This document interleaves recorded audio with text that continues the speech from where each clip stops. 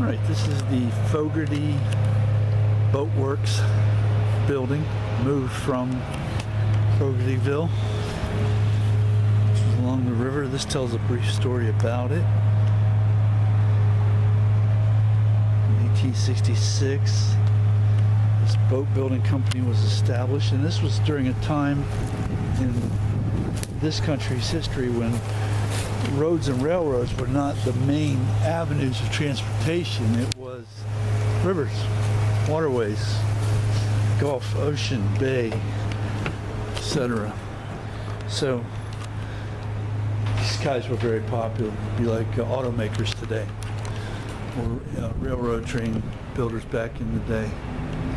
Except these guys didn't have to build the tracks that these things traveled on. The rivers and everything were already there. It's just a question of building boats that would properly navigate it. So in this building we see some very old Florida construction, typical cracker construction in many ways. These lights are just some track lights that were thrown up here. I think they're probably battery operated, and we have a couple of fire smoke detectors here, but that's about it. And the lights, of course, will help let you know that you are where you are. So this was their shop. They built these boats in. I'm not sure how big these boats would have been, but of course, as time went on, they were able to expand their operation into using steam power machines. These belts were all been connected to a steam engine, which I'm guessing is that right there. That would have turned all these wheels here and all these wheels in turn, and the pulleys connected to the wheels, of course, the various machines. And in this instance we see how many machines? We see 3 machines, and I have no idea what they're for. I mean, this looks like some sort of, well, it's obviously a saw. There's a saw blade sticking up out of it, so this would have been an old table saw. Other than that, I really don't know. And there's little belts connected to it, to interior parts of it.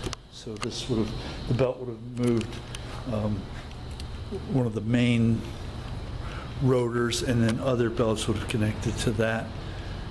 This is, oh no, this is another one. This is a jigsaw that's operating on that principle as well. Very, very cool stuff. Very cool how they have it set up too. This, I'm sure, without knowing or without having read it or anything, but it's pretty obvious to me that that right there is an original hull of some sort.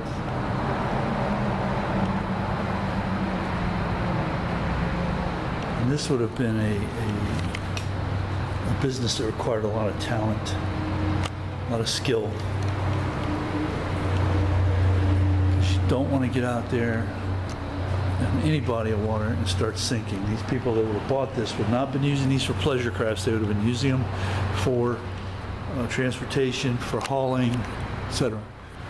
There's another one, another spine rib, I'm not sure the correct nautical terms, for, it's an original, definitely an original, you could tell.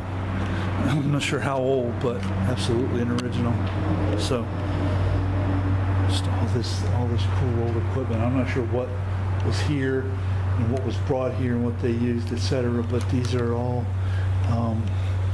things that would have been used by a ship builder, boat builder, I should say, not ship.